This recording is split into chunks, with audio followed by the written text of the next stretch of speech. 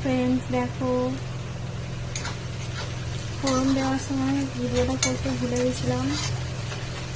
ফোড়নে দিয়েছি গরম মশলা, দারচিনি, তেজপাতা, শুকনো লঙ্কা দিয়ে পেঁয়াজ দিয়ে রসুন দিয়ে এখন হয়ে এসছে। এখন মাটনটা দিয়ে দেবো। এই যে মাটনটা দিয়ে দিলাম। এই মাটনটাকে ভালো করে কষিয়ে নেব।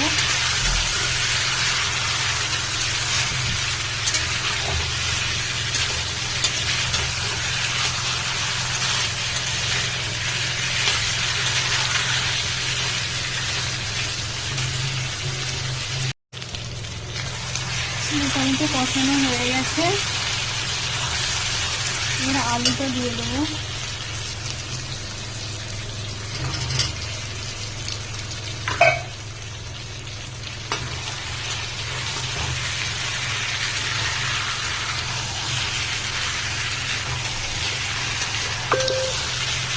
আলুটা দিয়ে দেবো।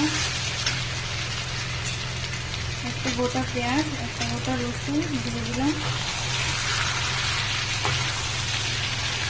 ভালো করে কষিয়ে নেব আর একটু।